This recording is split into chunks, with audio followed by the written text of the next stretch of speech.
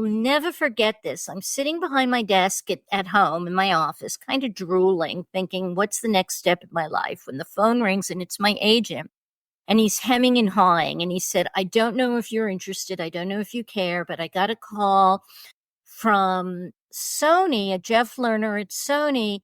They're looking for a soap writer to work on an historical soap in Russia. Well, what my agent didn't know is that my grandmother was originally from Ukraine. And when I was in high school, I thought it would be really interesting to learn Russian, to speak Russian with her. So I studied Russian in high school and college. What? Yeah. Yeah. That's amazing. Isn't it? Isn't it?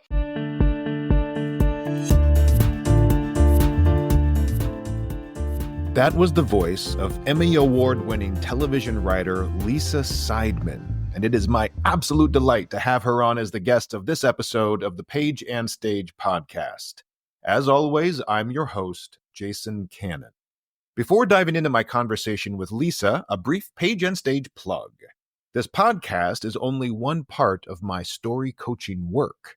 Go check out pageandstage.art. That's pageandstage.art.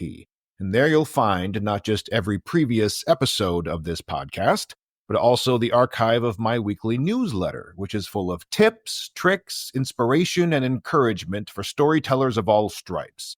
You can sign up for free and get the newsletter directly into your inbox each Friday, as well as every new podcast episode right into your inbox every other Monday. Everything is free, but if you find value in all this storytelling content, you can financially support me at pageandstage.art or forward any of the newsletters or podcasts to other story-loving friends, or hire me outright as your personal story coach. So if you're working on a memoir, play, or speech, I cannot wait to hear your story. Now, let me tell you a bit more about my awesome guest, Lisa Seidman. Lisa has written for television for over 35 years. If you've ever watched Dallas, Falcon Crest, Knots Landing, Murder, She Wrote, Cagney and Lacey, Scarecrow and Mrs. King, Young and the Restless, or The Days of Our Lives, you've probably heard Lisa's words coming out of those actors' mouths. Lisa has won 2 Emmys. She teaches at the University of Southern California, and from 2003 to 2008, she lived and worked in Moscow, creating and head-writing soaps for Russian television. The first series she wrote, Poor Anastasia, became an international phenomenon, airing all over the world and winning the Russian equivalent of an Emmy for Best Miniseries. So, if you've ever been curious about how to break into TV, or you always wondered about the differences between daytime and primetime, listen to Lisa as she shares all about how the television sausage gets made. Here we go with my conversation with Lisa Seidman.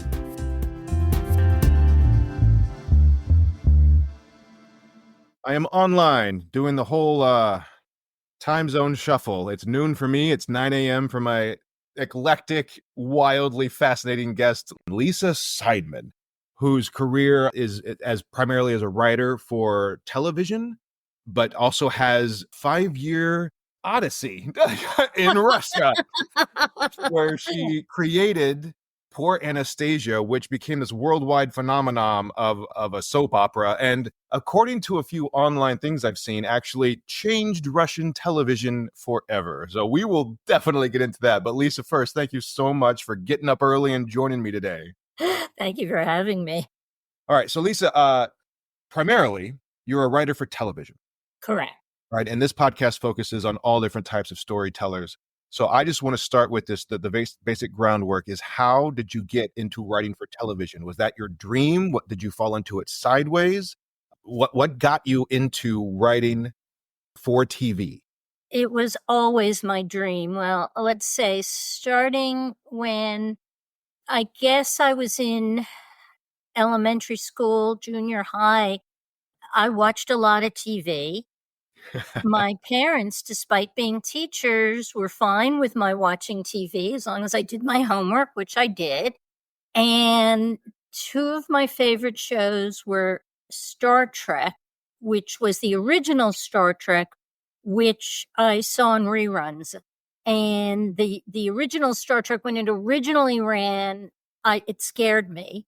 Oh, But yes, yes. what what scared? I mean, Captain Kirk's the best, right? Yes. uh, but what scared you about Star Trek? Was it the Tribbles or was it the Klingons? It was I remember an episode that there was there was a monster in it, and I was scared, and my mom was watching it and was trying to tell me not to be scared. But then when I was actually in high school, maybe junior high school, I started watching all the reruns and was not scared and became obsessed with it. And my other favorite show when I was, I believe, in elementary school was Mission Impossible. Love Mission Impossible. And I would dream about the two shows. I have very vivid dreams. I remember all my dreams. And I would dream plots, original plots about Star Trek and Mission Impossible. And I thought, wow, it would be fun to write for these shows. Wow. And I didn't know anything about writing for television.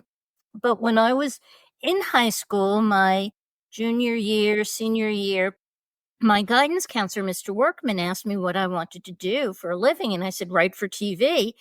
And he paused. We're talking 1974, 75. He said, it's a very difficult career to get into, but you make a lot of money if you succeed. Yeah. And I said, oh, you make a lot of money? Because that wasn't my intention. You were pure. You were artistically pure, Lisa. Right. Yes, that's right. That's right.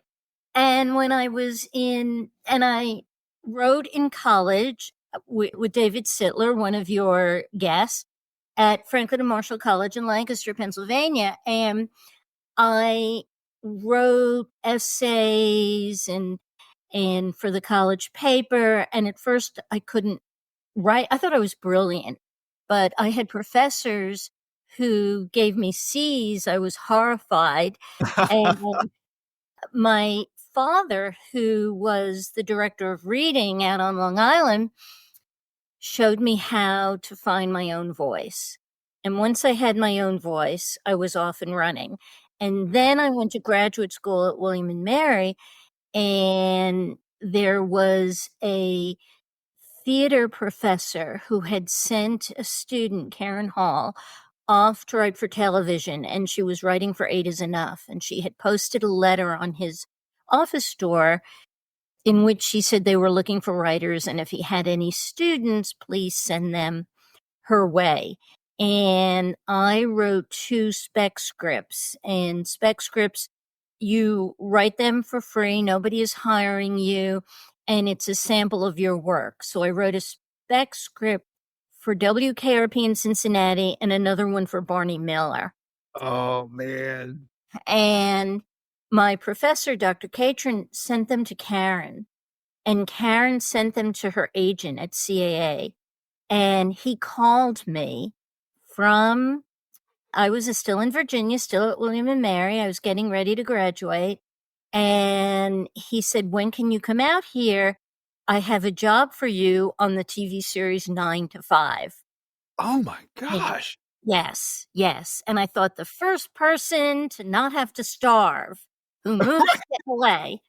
And I defended my thesis, and I got on a plane and I went to LA, and I sat by the phone. And when I realized I couldn't pay my rent for the following month, I called the agent and I said, when do I start? And he said, oh, I thought I told you those writers were fired and the new writers aren't interested in hiring you. So I did not become the first person not to starve in LA. It joined the ranks of the story. Yeah. And I called my parents and I said, can you lend me money to pay my rent? And they said, no, come home and go to law school. Whoa. So, yes, yes. In fact, when I told my parents, I was still at William and Mary, and I said, I'm going to LA to be a TV writer. My father said to me, you're going to write for television like I'm going to the moon. that when I sold my first script, I said to Dad, I called him, I said, "Suit up, Dad, you're going to the moon." You gotta fly now, baby. Exactly. That's incredible. That's a script unto itself, I Lisa. Oh know. my I gosh. know. Yes, yes. What was the first script you sold? It was for a show called Whiz Kids, and it was about high school students who were into computers. Now, we're talking the early 80s. So Okay, yes. computers then were a whole magical breed. Yeah. And it didn't make the air. I was very disappointed. I don't know why, but they didn't produce it. And I ended up becoming a writer's assistant at the show Cagney and Lacey. But prior to that, I did have an agent. It wasn't the agent at CAA.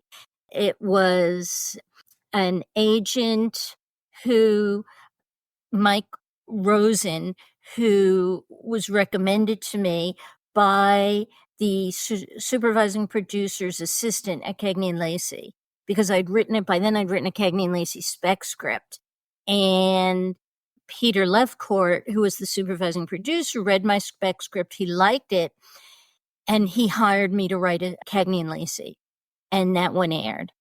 So that was my first produced show.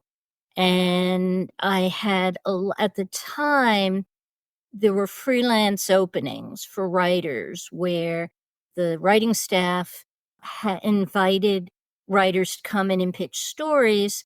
So I had actually come in and pitched an idea for Scarecrow and Mrs. King. Mhm. And this is the great story about Scarecrow and Mrs. King. I was invited to pitch, and I came up with a whole bunch of ideas. And as I was leaving for the pitch meeting, my mother called and she said, "Oh, I just finished a book and it would be so perfect for Scarecrow and Mrs. King." And she pitches it to me. And I blow her off. And I go to the meeting, and everything I pitch, it's no, no, no, no, no. So out of desperation, I pitch my mother's pitch, and that's what they bought. Steve Hatman, the showrunner, I remember he leapt across his desk. "I love it." Oh man. Yes, Did you share a writing credit with your mother? That's the I did question. not. Ah! Oh man. Well, it's No, good your parents, sadly. at least they came around. That's good. Yes, That's good. yes, They're that's involved. right. That's right. So I never blew her off since. Again, right. But what happened at Cagney and Lacey is that I was the assistant to the associate producer. Okay. And they wanted to put me on staff, and the associate producer said, "No secretary of mine is going to be promoted over me." Whoa. So I quit, and subsequently I went on as a story editor on Falcon Crest and on Dallas and on Knots Landing. And anytime an episode called for a bad guy, I'd name the bad guy after her. And what I didn't know was that at the time, she was a CBS executive and reading my scripts. So when Dallas ended and the showrunner, the executive producer, Len Katzman, went on to Walker, Texas Ranger, and he hired me to write an episode of Walker, Texas Ranger. And PK, who was the executive on the show, then had the power to fire me, and she also fired him. Oh man. So I wanted to kill her. And I wrote a mystery novel in which I changed the names to protect the guilty, killer ratings, in which I killed her off and I was the prime suspect. And got an agent, and the book got published. So I guess I had the last laugh. I'm I not sure. guess so, right? Or Yeah, at least everybody, I will link to killer ratings in the show notes. But yeah, talk about a cathartic experience. that was it. That novel, I have to say, it wrote so easily because now I'm writing a second one with the same protagonist, me. Okay. She's called Susan Kaplan, because my editor said, could you write your next book on location? And when I was writing for Falcon Crest, we were on location at the Napa Valley. So that's what I'm writing now, but it's just not as easy. Right. So, yes, You need someone to make you angry. yes, exactly, exactly, yes. And the assistant to the one of the executive producers, who became a very good friend of mine, she said, could you please kill off so and so, because she had a ding against that person. So I Oh said, my, okay.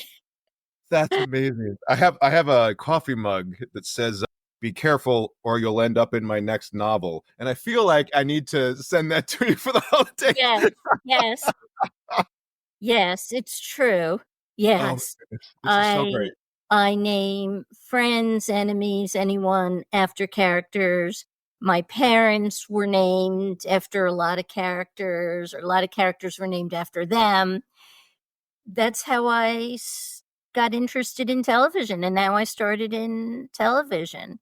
Great. Awesome. Okay. So along with, I mean, this is the question. I have a couple questions I want to ask. The first question is this. So when you're writing for something like Dallas or Falcon Crest or Knots Landing or Murder She Wrote or Cagney and Lacey or Scarecrow Mrs. King, all right, these are long running shows with established characters and established given circumstances. How do you, I've wondered this before, and I've seen that, every episode has a different writer. And I'm like, it might be a little different nowadays with these short series, an 8 or 10 episode series. One writer can kind of bite that off and sketch out the entirety of the story. But when you're in an episodic context like this, how do you capture the voices of the characters in Falcon Crest? Do you have to do a lot of deep dive research before you submit a script? What are the expectations? You even mentioned also like writers on staff. You're pitching stories. Do you then also do the first draft? I'm sort of just asking, like, what are the mechanics of being a writer and inserting stories into something episodic like that, where there isn't necessarily an end, but everything is a self-contained 45-minute climax included story? How do you access that? How do you write for that? How do you ingest so many characters and background stories to create your own story? Yeah, that's an excellent question. It differs from freelance to staff. On freelance, you're coming in cold. And I was fortunate, having been a writer's assistant on Cagney and Lacey, and it was also only its second season. So I was there almost from the beginning. And we were in a warehouse on the edge of downtown LA. And so the sets were on one side of the warehouse and the writers' offices were on the other. So I'm immersed 5 days a week because, and this was before computers, the writers would give me their drafts in longhand, and I would put them into the typewriter. And there is no better education for learning how to write for a specific show when you're typing the script from a talented writer of Mm. that show. Scarecrow and Mrs. King, it was different because even though I watched the show, I don't think the producers, after I turned in the script, felt I had truly captured the voices. And a lot of times in freelance, you're rewritten heavily. But when you're on staff, again, when I was on Falcon Crest, I was at the studio, so I'm immersed in it, in with the characters and the stories, and I'm help creating the stories. When you're on staff, let's see, on Falcon Crest, there were 5 writers on the show, anywhere from the executive producer, the supervising producer, and 2 of us were story editors. I think one was a writer producer. And we meet with the executive producer in his office, the showrunner, and we come up with what the season will be the arc of the season. Oh, the entire And season. Okay, yeah, yes, yeah. yes. And then we're given some sort of rotation of who will be writing which episodes. And not because the showrunner thinks you'll be really good for this particular story, just it's the order you've been given. So, but all of us meet in the showrunner's office, in this case, Jeff Freilich, and come up with the outline for everyone's episode. And then let's say Howard Lakin, who is the supervising producer, is writing the first episode of that season. He goes off and creates an outline. And we all read it. And when that's approved, he then goes off and he writes the script. When I first landed on Falcon Crest, and I remember Dallas and Nuts Landing, the first episode I write, my fingers are always shaking because because it's the first script. Did I capture the voices? But it's much easier when you're on staff because you're just in the middle of it. Also, depending on the showrunner, the actors can come to you and talk to you about their role. So on Falcon Crest, actors were free to come into my office and ask questions. My favorite Falcon Crest story, Jane Wyman was the star of the show, Angela Yep. Chang, and it's Labor Day weekend, so we're not working. And the phone rings. I'm in my apartment, and Jane Wyman is on the other end. Lisa, honey, I read your script. I can do it, honey. I know what you want. I can do it. I just want to change one word. And she reads the scene and then reads it again with this one word change, asking for my permission to change the word. And I would say, you won an Oscar for Johnny Belinda. You can change whatever you want. I signed off on it. Oh, and I have a Lorenzo Lamas story as well. He was on Falcon Crest. We had table reads at Falcon Crest. So with the actors, and it was my first script. And his character had a scene with his girlfriend, and he's blowing her off. Lorenzo reads it, and then he makes fun of me. He said, no red-blooded male is going to blow off a sexy woman. Da, da, da, da, da, da. And he completely humiliated me. And at the break for lunch, I find myself standing next to him at the buffet. I don't know where this came from, but I turned to him and thanked him for pointing this out to me, that it was very helpful. And of course, I will rewrite accordingly. And ever since then, he was my biggest supporter. Wow. So, Wow. There's yeah. a lesson there, right? When I have Yes. acting apprentices who are young breaking in, it's always like, don't burn any bridge. Yes. Because you just That's never right. know. That's Right. right. Yes. So, and the other lesson I learned at Falcon Crest, the executive producer hired a writing team, friends of his, to write a freelance episode. And I was assigned to rewrite it, or at least to edit it. And I did a page 1 rewrite. And Jeff Freilich, the showrunner, said to me, you really didn't need to do a page 1 rewrite of it. And years later, as I say, smash cut to Knots Landing. And Bill Devane, one of the actors, and one of the crew members who were friends, wrote an episode together. It was guaranteed in Bill's contract that he could write an episode. He and the crew member wrote the episode, and Ann Marcus, who was the showrunner, had me rewrite the script or edit the script. Well, remembering what Jeff told me at Falcon Crest, I did a very light edit. And Bill and the crew member, forgive me, crew member, for I can picture you, but I don't remember his name, were so surprised because in years past with other showrunners, they were heavily rewritten. Right. And here I kept 90% of what they did. I'll just never forget the smile on both their faces, which was worth everything to me.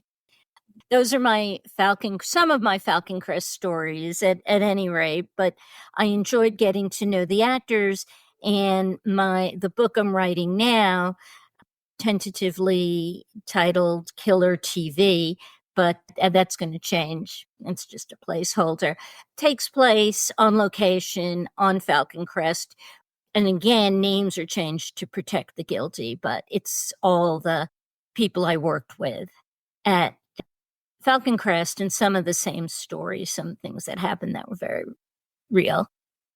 So I feel like I've gone way overboard from but that's the difference. I remember. I'm going back now. I remember now the difference between staff and freelance. When on staff, I had my own parking space on the lot. I had my That's the own biggest office. difference, right? I had a writer's assistant. Right. When you're freelance, you get a pass to park, and you go in and you work with the writing staff to come up with first an outline and then a script, and then it's taken out of your hands and they totally rewrite it, because you just can't capture the voices like a staff writer can, because you're not immersed in it. That's the clearest. That makes a lot of sense, that the staff writers are they're the ones who make sure all the freelance things end up fitting into the aesthetic of the show. Yes. They maintain the consistency of character, of arc, of action. That makes so much more sense to me now, how that would work, and why. Then you've been on both sides of that funnel. Yes. You've been the staff and the freelance, so you really get how it's almost like you have to almost translate the idea into the language of the show. Correct. Yes, very well said. Yes, and it's much more difficult. I freelanced a Star Trek: The Next Generation, and when I went in to pitch, I thought, I have now died and gone to heaven. Yeah, I was going to say, that's your childhood dream right there. Yes, there it was. And I worked with Jerry Taylor, who was a co-executive producer, and the showrunner. He totally rewrote me. And not only did he totally rewrite me, he arbitrated to take my name off the script. Oh. And at the time, I was on staff at Knots Landing. And so I didn't care that much. So I didn't fight back, and I lost the credit. I didn't get the credit. And there were things, because I originated a character, I could have fought. And I just didn't, and I regret that, because the other thing is, without credit, you don't get any residuals. Right. So I never got a residual for that episode. And Marcus and I, we did Knots Landing with other writers who remain friends today. And then it goes off the air, and then CBS wants to do a Back to the Cul-de-Sac TV movie, and Anne and I are hired, and we write this 2-hour TV movie on Knots Landing. Did I say Knots Landing before, or did I say Falcon Crest? It's Falcon. We got it. Knots Landing, yes. Then the executive producers gave it to a friend of theirs and had her rewrite us. And then, so it goes to arbitration for credit to the Writers Guild. Anne didn't want to fight it, because she thought what this writer had done was so terrible. Why would we want our names on it? And I said, Anne, we'll be getting checks long after anybody remembers who wrote it. And we fought it, and we ended up sharing credit with the writer. Yes. Yeah. So, but that was because I just remember not fighting on Star Trek. Lesson learned. Yes. I have another question. So, because you've also written for Days of Our Lives, Young and the Restless, Sunset Beach. There was another one. General Hospital. Right. Is there any sort of methodological difference between writing for daytime or nighttime television? Are there different goals? Are there different audiences? Is there a different aesthetic in mind? Like, I'm so curious on your side of the writing side of things. Do you approach daytime TV differently than primetime TV? Very much so. The first thing I have to say which because what I hear when I tried to go back into primetime from daytime, I would hear from showrunners, daytime writers are not as good as primetime writers. And that would just burn me because for number one, you're churning out either an outline or a script Right. every week, for 2 weeks vacation every week. In prime time, you write maybe one every 7 weeks. Maybe that's all you write is the one. We're doing it every week. The other thing is we're doing it on a much limited budget. The Yeah. other thing is the plots can be so totally ridiculous, but what we have to do is make them sound realistic. We have to make the dialogue sound realistic. And primetime people don't understand that. In fact, when I went into daytime and started working steadily in daytime, some of my primetime acquaintances would call and ask if I could get them work in daytime because it was getting more difficult for them to sustain a primetime writing Because career. there's just less work, it sounds like. Correct. Yeah. I mean, because you think And about a typical soap opera, it's what, 4 to 5 days. It's being five, broadcast 4 to 5 days a week. And five a days a primetime show week. is once a week at most, right? Yes, yes. And also primetime was changing and there's definitely a bias there's against getting older in primetime. So but there isn't in daytime. Or at least there wasn't, but that's I can go into that later. As we all aged, I had job security in daytime, and my primetime people didn't have job security. My primetime friends. That was interesting to me. But also the difference is because in daytime, I compare it to working at the Ford factory, where each of Yeah, us yeah, is yeah. assigned a particular role to get the parts together to make a show. Whereas in prime time, if you're assigned an episode, you write the outline in the script. In daytime, you are either what's called a breakdown writer, which means you write just the outline, or you're the script writer, which means you write the script off of somebody else's breakdown. Okay. But because of my career in primetime, I could write both. Not Right. everybody in daytime can write scripts. They're not script writers. So that's all they can do, but I can do either one, whatever a show is looking for. The other thing is we're separated from the actors. When I was in prime time, I could talk to the actors, I could give them their motivation, we had table reads. That's not true in daytime. The writers are kept away. You don't want the actors coming to writers and pitching story to them, to the head writer, but not to the outline writers or the script writers. Is that because it's And just moving so fast? and also because they don't want the actors influencing the writers. We in daytime don't have as any kind of power over story Mm. like we did in primetime. In primetime, we helped develop the story and the season and the week. In daytime, the job is the head writers do that, depending on the head writer with the outline writers. So back in the day, before there was Zoom, for instance, when I was hired on Guiding Light, I had to move to New York because that's where Guiding Light was shot. And I went into the office so many days a week where we talked out story together. I was an outline writer then, so I'd write the outline. When you're a script writer, you could write anywhere. You didn't have to be in the office. When they moved me from outlines to scripts, I moved back to LA Ah, and wrote my scripts in LA. very cool. So and the money is different too. There's a lot of money in prime time, as my high school guidance counselor said. Right. And it's not that there isn't money in daytime, but it's not as much. like, as my mother said to me, I saved the first dollar I ever made from babysitting. So I saved my money. And even when I got an apartment in New York and still kept my house in LA, it worked out.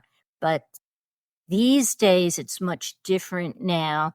And these days it is so expensive now for soaps, and because they're not as popular as they used to be, the budgets have been slashed. So on certain shows, all the experienced, mature writers have been fired and replaced by non-experienced beginning writers because the show can pay them much less money. They can pay them Writers Guild minimum.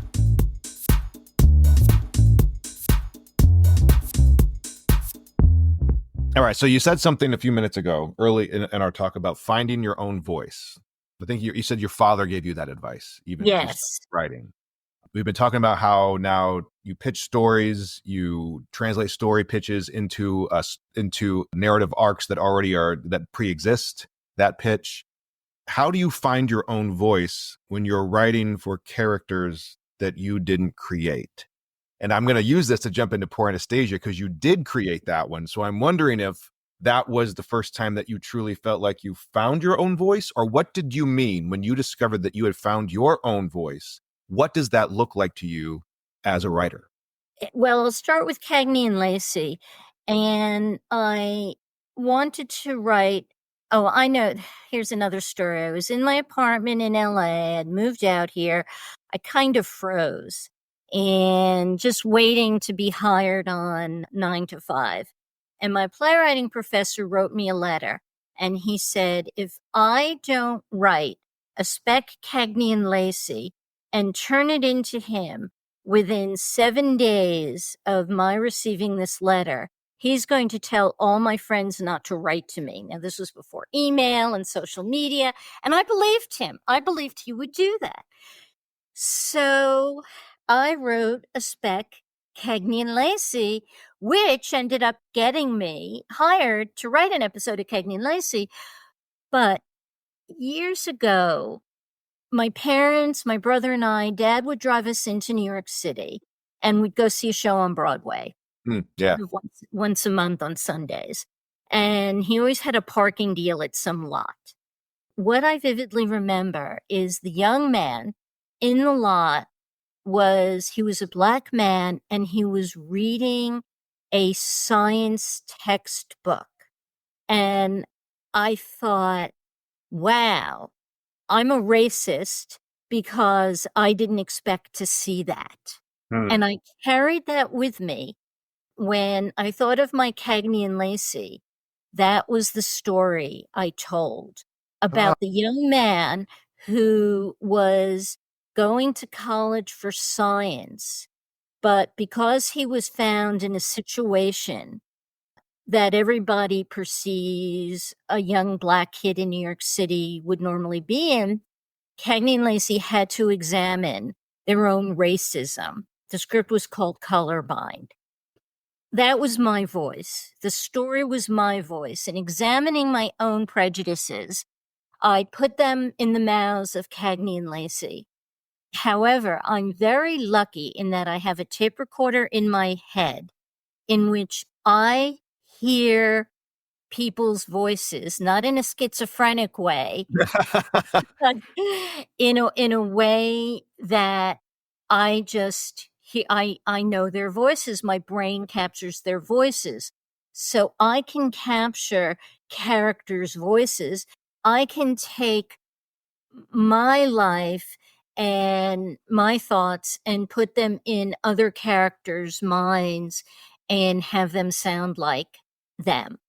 So that's how I was able to rectify my voice with other characters' voices. I had written an NYPD Blue spec script that actually got me on Sunset Beach. Again, I read a lot of true crime just because I'm weird that way. And there was a true crime story that stuck with me, and that became my A story in NYPD Blue. that's how the two come together. Yeah. Now, in Russia, I had been fired from Guiding Light. As a writer friend of mine once told my UCLA class, he said, if you're not fired from a show, you're not a true writer. I took those words to heart. That's I've made it, Mom. I got fired. right. That's right. Yes. But there's always a story behind the firing that's a soap course. opera in itself. Yeah. So we'll never forget this. I'm sitting behind my desk at home in my office, kind of drooling, thinking, what's the next step in my life? When the phone rings and it's my agent. And he's hemming and hawing. And he said, I don't know if you're interested. I don't know if you care, but I got a call from Sony, a Jeff Lerner at Sony. They're looking for a soap writer to work on an historical soap in Russia. Well, what my agent didn't know is that my grandmother was originally from Ukraine.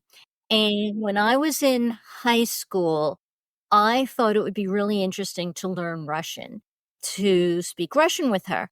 So I studied Russian in high school and college. What? Yeah. Yeah. That's amazing. Isn't it? Isn't it? The other thing is when I go meet with Jeff, because Jim said, here's his number, give him a call. As I said many years later to Jeff, the executive, my dilemma was, do I call you right now and sound over eager, or do I wait? And the decision was to call him immediately. At the meeting, he told me that the Russians had come up with a story, two noblemen in love with a serf, called Poor Anastasia. But that was 10 episodes. And then the serf who got pregnant by one of the noblemen gives birth to twins, one of whom is called Anastasia. And it's really the story of the serf Anastasia, her life, and her twin who ends up getting raised by a noble family. Oh, okay. So Jeff tells me the Tsar is involved, his family is involved. And I said, well, Jeff, guess what? Russian history is my hobby. Because when I was in junior high, the movie Nicholas and Alexandra was coming out. And I said to my mother, what's it about? And she said, well, the Tsar of Russia and his wife had a son who was hemophiliac. Then they were all assassinated. And I lit up because as a kid, even as an adult, catastrophes are my thing. Learned about the Titanic. I was often running. I used to have, and I kid you not, the list of every person on the Titanic memorized. Whoa. Yes, yes. Whoa. So Nicholas and Alexandra, the family, the fact that Anastasia, the youngest daughter, they think she survived. I read everything I could get my hands on. And I even said to Jeff, and I go to the library and I get the book, Nicholas and Alexandra. And my mother said to me, oh, Lisa, please return it. Your brother is getting you the book for your birthday. So I pretended to return it, but I was secretly reading it. And then I got his book. And I said to Jeff, I said, I still have that dog-eared copy. And I showed it to him at one point. He's like, wow, you're telling the truth. So the minute Jeff says it features the Tsar, but it wasn't Nicholas, it was Nicholas's grandfather, Alexander, who was at the time the Tsarevich. He was the son, and the Tsar was Nicholas the First. So I'm telling Jeff, I'm just like, well, and then this happened, and that, da, da, da, da, da, da. And I was driving home, and I called my parents. I said, if I don't get this job, there's no justice in the world. Right. I was going to say, yeah. Yes. So smash cut to the Lufthansa flight in February, flying to Moscow. And like 2003, right? This was 2003. It was only supposed to be 2 weeks, and it turned into 5 years. Whoa. Yes, I was originally hired as a consultant for 2 weeks, not to be a writer, just to advise, because Alexandra Akupov, who was the executive producer of the show, he understood that Russians love soap operas. They love Santa Barbara. They love the telenovelas. But anytime they tried to do one of their own, it failed abysmally. So Russian soap operas were not a thing. No, This is why they needed someone like you. correct. And Alexander felt we need to bring an American soap writer to Moscow to show my team how to do it. Well, his two head writers were two men, Yuri and Dima. And Russian men are very sexist. So the fact that I, as a woman and an American, was coming to show them, it was brick wall after brick wall. One day, we're in the conference room. The story is two noblemen in love with a serf for the first 10 episodes. Dima says, when Repnin realizes Anna is a serf, he will no longer love her. I said, he'll fight his love for her. He'll try not to be in love with her. But the conflict is he's still in love with her. And what does he do about that? And Dima says, no, it was illegal to love a serf, and he would not love her anymore. So I throw up all my papers with my notes. I said, I'm done here. And Jeff, the executive, is like, no, wait, we can work on this. And Alexander stands up very grim. Lisa, Jeff, my office now. So we go to his office. He shuts the door. He's very grim. I thought, this is where we're going to be told, thank you, goodbye. And he said, I'm firing those two assholes. Lisa, you're my new head writer.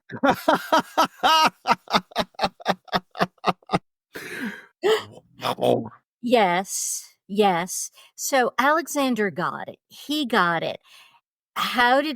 What I discovered is there really weren't writers in Russia who knew how to write soaps. Yeah. And Alexander put an ad out in the paper, and anyone interested could apply.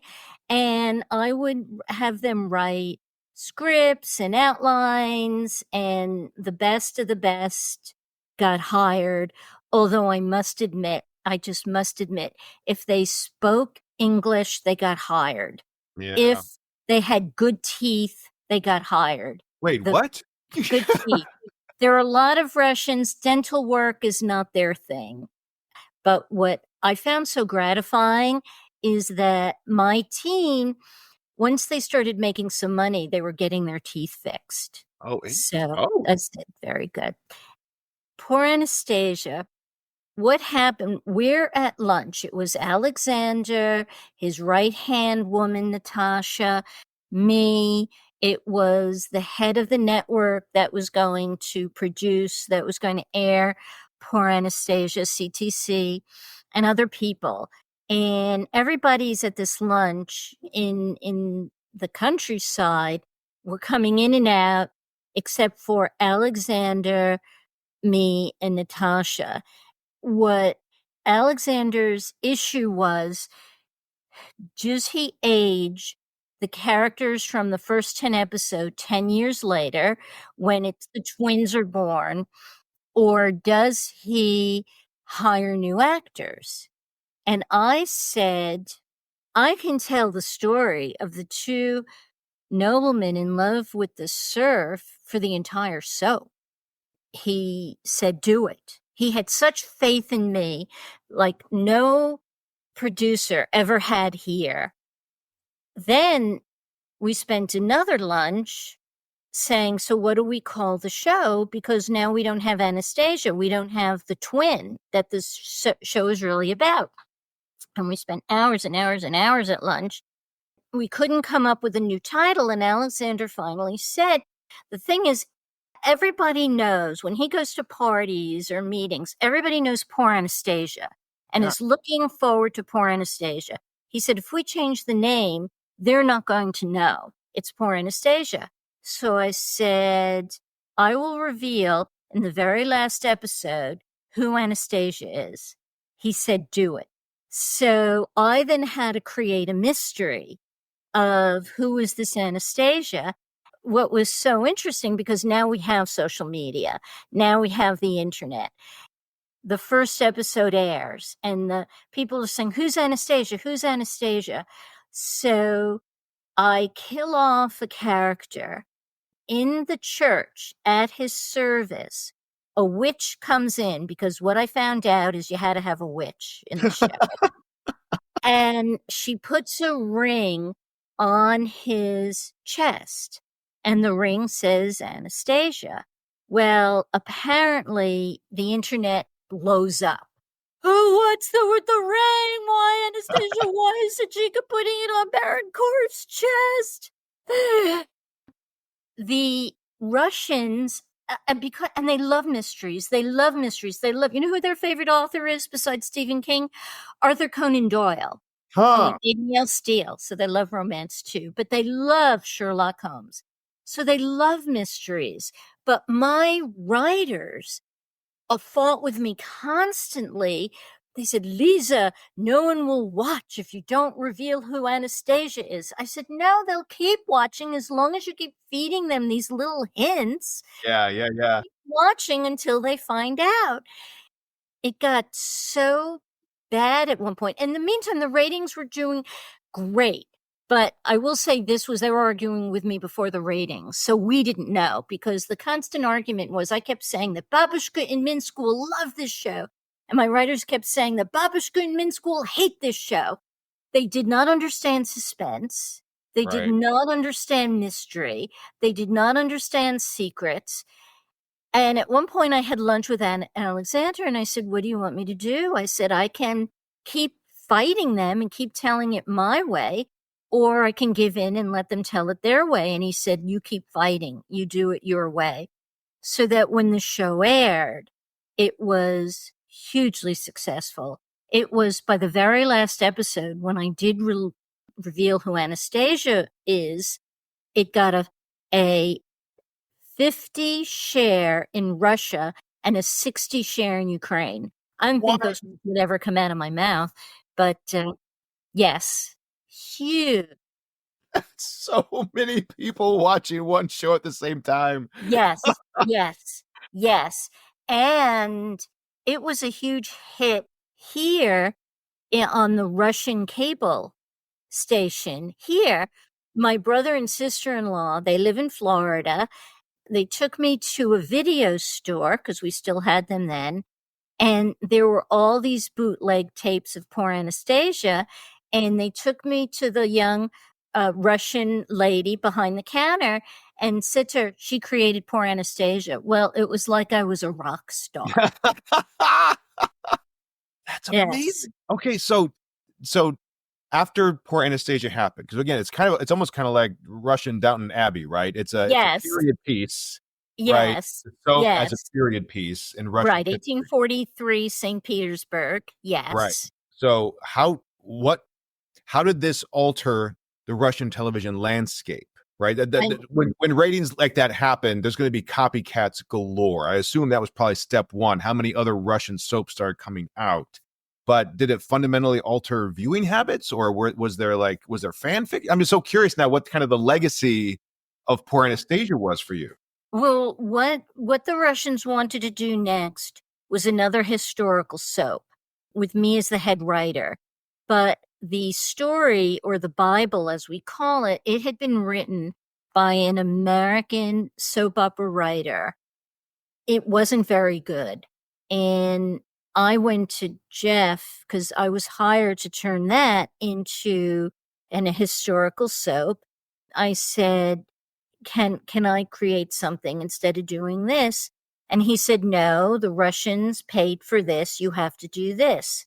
And it bombed big time. It did not have the lightning in the bottle.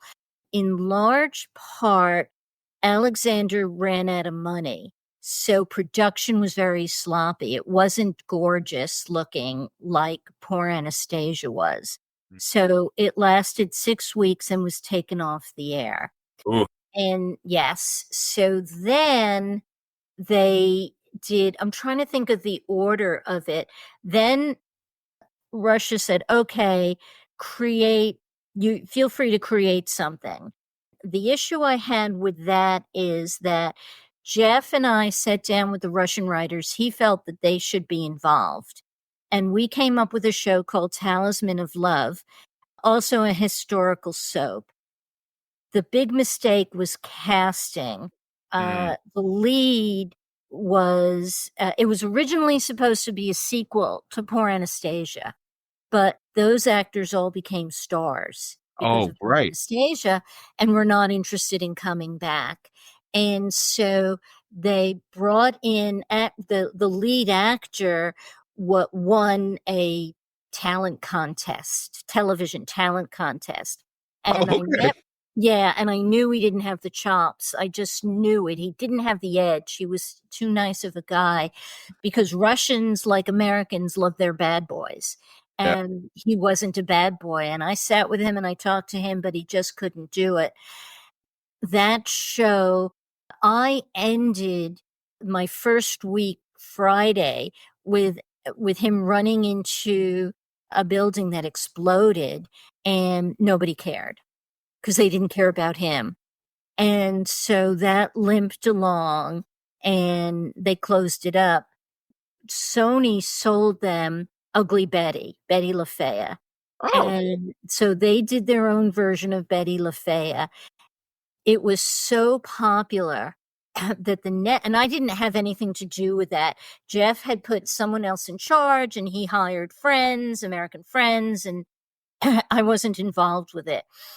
The show was so popular that the network wanted more episodes, and a decision was made to create more episodes in the middle because the ending, they get married. So, how do you? all right. So, I was hired for that. And I went back to Russia and worked with my writers, and we created the middle. Okay. And then but no, I'm out of order. I'm definitely out of order because we did Betty LaFaya, and then we did Talisman of Love, and then we did the one with I'm getting my titles wrong, the one where the actor just didn't have the chops and nobody cared. Well, what happened is that was 2003, and that was when the markets sank, and they sunk first in Russia, and Russia couldn't afford me anymore. Right. So that was the end of my time in Russia in the spring of 2003. And the Okay. Russian writers wrapped up the show. But benefits, I broke the glass ceiling for women writers in Russia. And many of my female writers became head writers in their own right. Others who had a different kind of job, but either were my interpreter, I could sense the talent in them. They ended up becoming very successful writers. Oh, that's great. So I was just so happy that at least my female Russian colleagues could break that glass ceiling and become showrunners in That's Russia. amazing, Lisa. Yeah. Yes, Oh, I can only imagine that your stories could fill. We were talking before we started. You got to write a book about all this. I mean, I know. I know. yeah. Well, the funny thing is, what Jeff at Sony realized is he needed American soap producers to go to Moscow to guide the Russian so on set because there's a style, there's the close-ups and the big emotions, and the Russians were afraid of all of that. One of the producers he hired, Paul Rausch, was my boss at Guiding Light.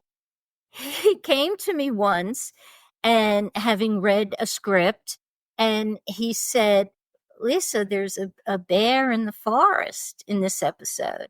I said, yes. He said, well, you can't have a bear on the show. I said, Paul, this is Russia. There's bears They're everywhere. they're producing a bear. I said, they're the ones who told me they wanted a bear. And I wrote in that bear, and you're getting a bear. And sure enough, there was a bear in that episode. Nice. And because he came in later, he wasn't as inured or used to all the crazy things the Russians can get away with that we couldn't get away with here in America. Right. And the other thing is, at Poor Anastasia, the network didn't know that they had a right to give me notes. So I got no notes from them. I could do my own thing. Alexander, my Russian boss, said to me, "We need a dining room set. Eating is a very big deal in Russia, and so we have to see them eating around the table." What did I do? I had them have sex on the dining room table. And Alexander,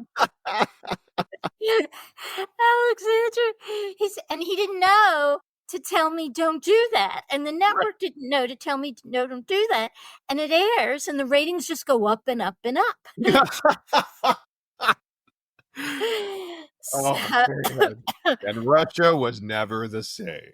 no, that is very true. Oh my Very goodness. true. Lisa, Yes. this has just been so delightful. I'm gonna wrap us up now just because of time, but everyone, I'll put links. You can find a lot of these episodes of Poor Anastasia on YouTube. So I will link to the Yes. show and to Lisa's book in the show notes. But I always like to wrap up, Lisa, with 2 pieces of advice and a spotlight. So advice number 1 is, what is the best advice that you have ever taken? When I was writing for Scarecrow and Mrs. King, one of the producer writers said to me, "When I start getting residuals, treat it as a birthday present. Don't expect them to pay property taxes or the mortgage." And I kept to that. And that has served me in good stead, because I do have friends who waited for it to pay property taxes, and if it didn't come, they were in trouble. Right.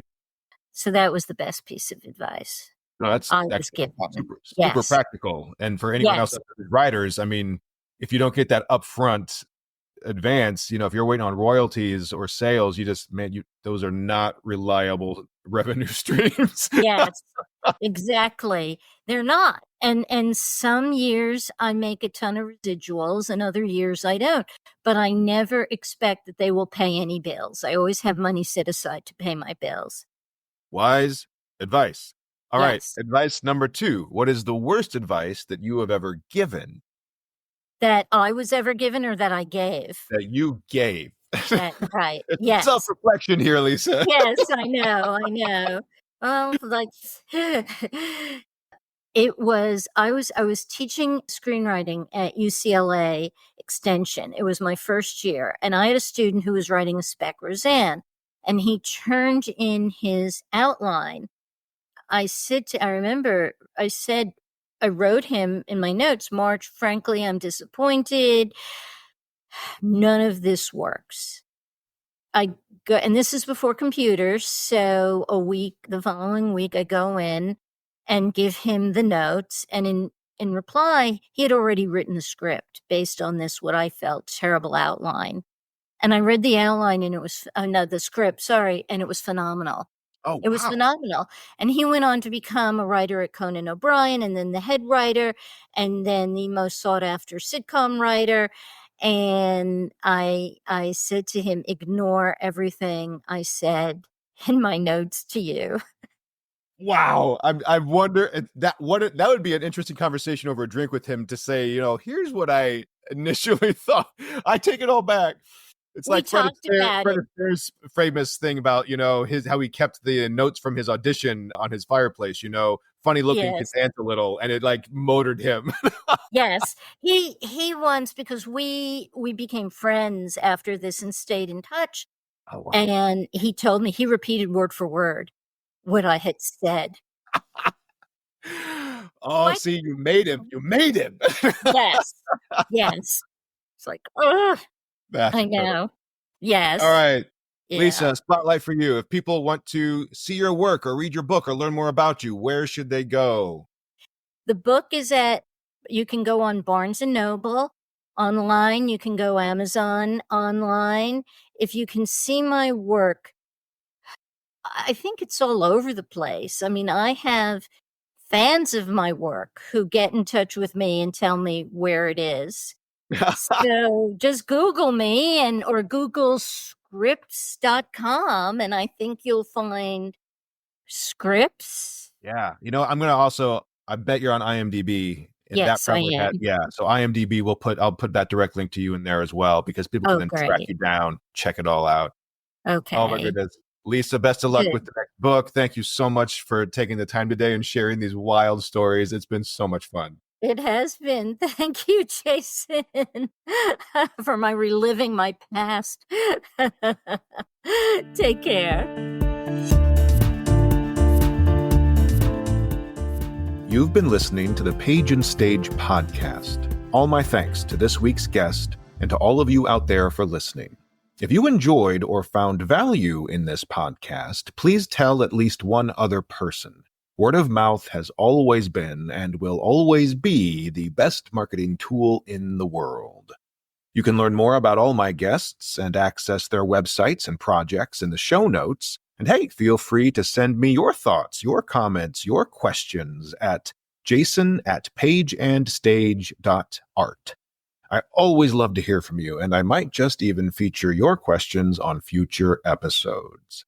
This podcast is built with Alitu, the all-in-one podcasting app created by the amazing team over at thepodcasthost.com. Thank you again for listening. And until next time, I'm Jason Cannon, and I cannot wait to hear your story.